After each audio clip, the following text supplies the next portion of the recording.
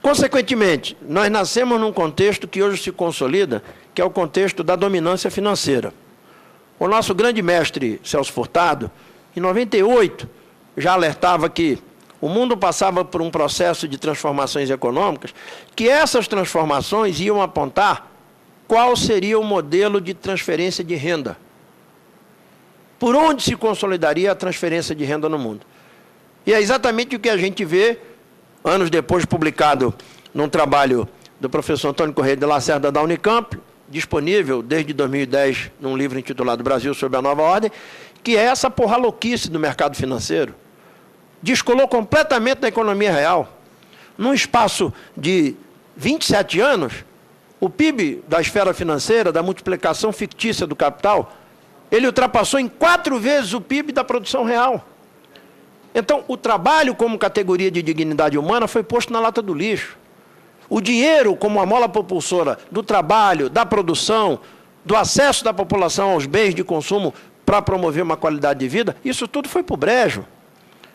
A prevalência foi da multiplicação fictícia do capital e, para isso, tiveram um papel preponderante as reformas de Estado, as políticas monetárias, a centralização do interesse do capital em cima das autoridades financeiras, macroeconômicas, a entrega dos ativos, como bem definiu o professor Beloso, naquele trabalho que Ricardo Carneiro publicou em 2006, a supremacia do mercado e a política econômica do governo Lula. Ou seja, o mundo procurou ter ciência de que era necessário buscar ativos. Então foram privatizados os bens, as empresas públicas. Aqui aprovou-se uma Constituição em 88, que no artigo 166, parágrafo 2º, inciso 3º, a linha B, afirma há 24 anos que o Congresso não pode mudar a dotação orçamentária para pagamento de juros da dívida pública. Em que país do mundo um dispêndio relacionado a uma opção de financiamento, que é o endividamento, ele é acima da Constituição? Ou seja, a democracia no Brasil ela está abaixo dos interesses dos credores em receber o serviço da dívida. Isso é matéria constitucional, isso é um escândalo.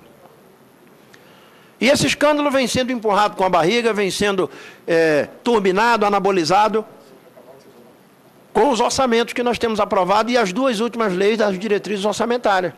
O país inteiro é submetido a uma tributação e o fruto dessa tributação, primariamente, é destinado nos orçamentos à formação do superávit primário. Nós temos metas para o câmbio na LDO, nós temos metas para a inflação, nós temos metas para o superávit primário, não temos metas sociais na LDO. E vejam o escândalo que nós acabamos de aprovar no Congresso. A LDO de 2013 propõe que os investimentos para o PAC, estimados em 2013 para 45 bilhões, sejam retirados da meta do superávit primário. Palmas. O Estado quer retomar a capacidade de investimento.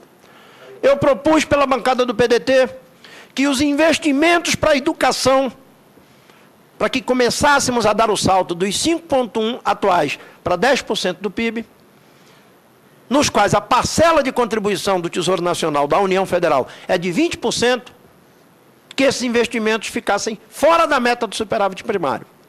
E de quanto seriam esses investimentos no ano que vem? 4,5 bilhões de reais. O que faz a comissão no Congresso? Derrota a nossa proposta. Então você tira da meta do superávit 45 bi para financiar o PAC e não tira da meta do superávit 4 bilhões e meio para financiar a educação. Então, meu caro senador Cristóvão, não é um problema de psicólogo, mas sim de psicanalista. Nós somos um país esquizofrênico a serviço do rentismo e tratamos, como disse a Rosa Marques no seu livro Brasil sob a Nova Ordem, a necessidade de investimento social como uma questão secundária.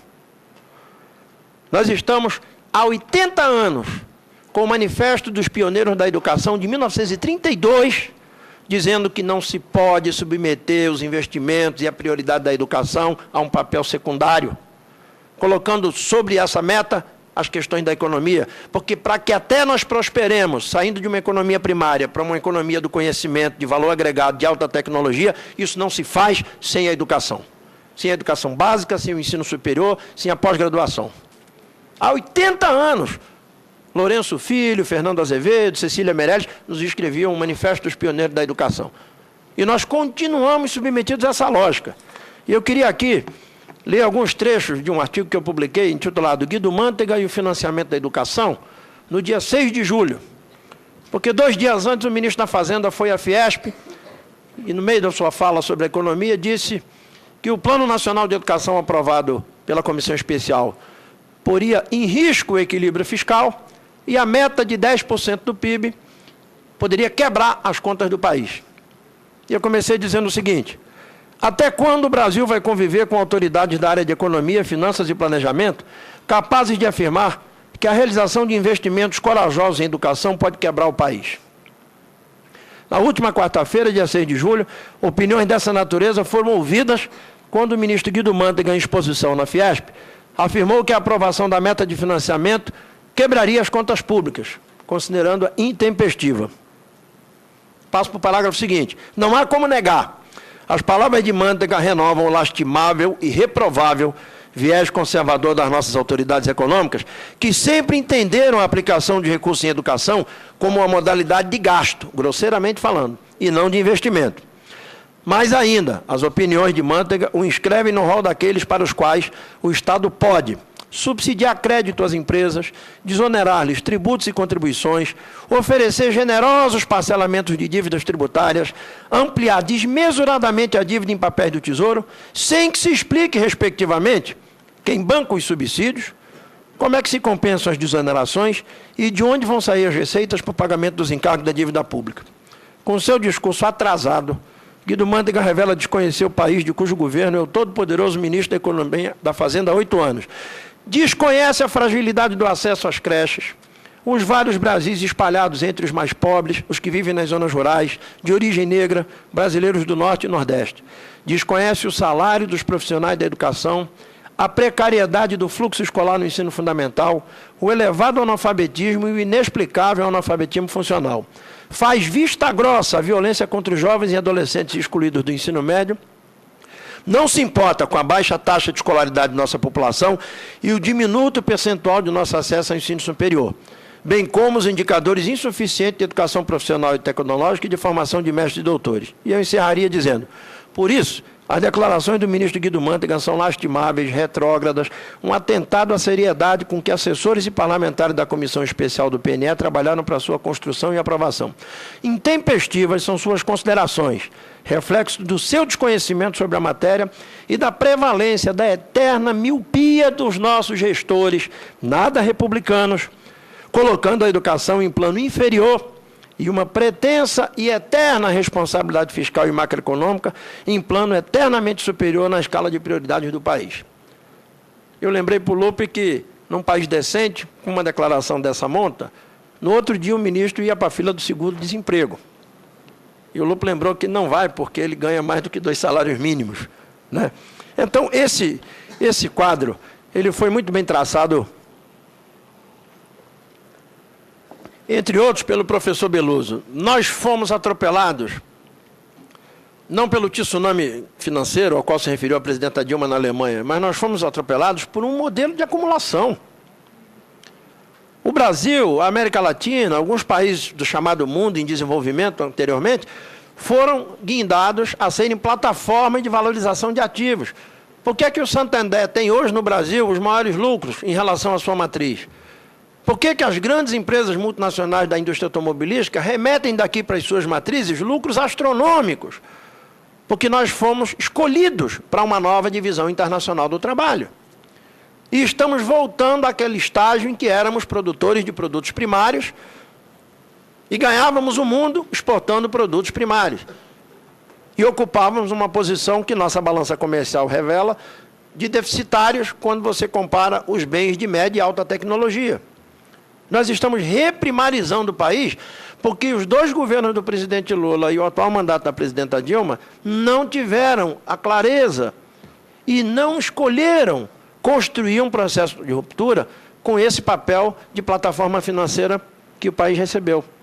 Se de um lado a taxa básica se reduz, do outro o governo continua se financiando com a emissão de papéis do Tesouro.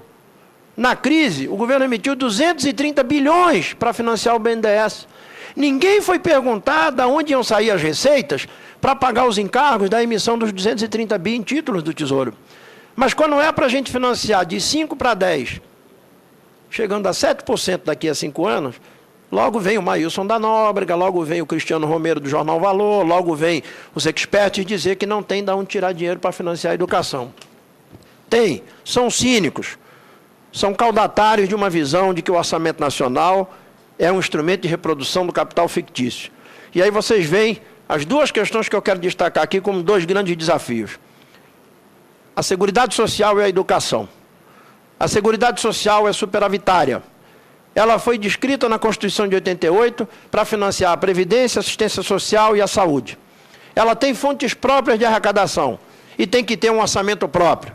O que é que fazem os governos, o que é que o nosso governo continua fazendo? Não faz o orçamento próprio da Seguridade Social. Engole o orçamento da Seguridade Social no orçamento fiscal.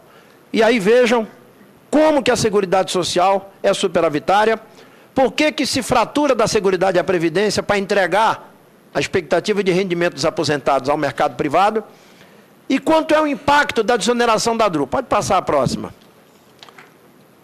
Para onde vai o superávit da Seguridade? O superávit da Seguridade vai para a conta do Tesouro. E quando vai para a conta do Tesouro, a quem ele privilegia do ponto de vista do pagamento? Quem é que primeiro bate a porta do Tesouro para receber os valores da arrecadação destinada ao superávit? Os credores da dívida pública. Que não tem compromisso em financiar a infraestrutura, não tem compromisso em financiar a educação, em financiar o desenvolvimento científico e tecnológico, porque na lógica dos credores não há necessidade de produção, de trabalho de ciência e tecnologia. A lógica dos credores é a remuneração dos seus ativos pela valorização financeira, pela taxa de juros. Então, o Brasil tem quase metade da sua matéria fiscal comprometida com interesses de 20 a 25 mil famílias, como estimou o professor Postman, né? Pode passar. Aí vocês têm a soma, ano a ano, dos efeitos da DRU sobre a receita da Seguridade Social. Sabe quanto totaliza de 2005 a 2011 o desvio de recursos da Seguridade para a conta única do Tesouro? 281 bilhões de reais.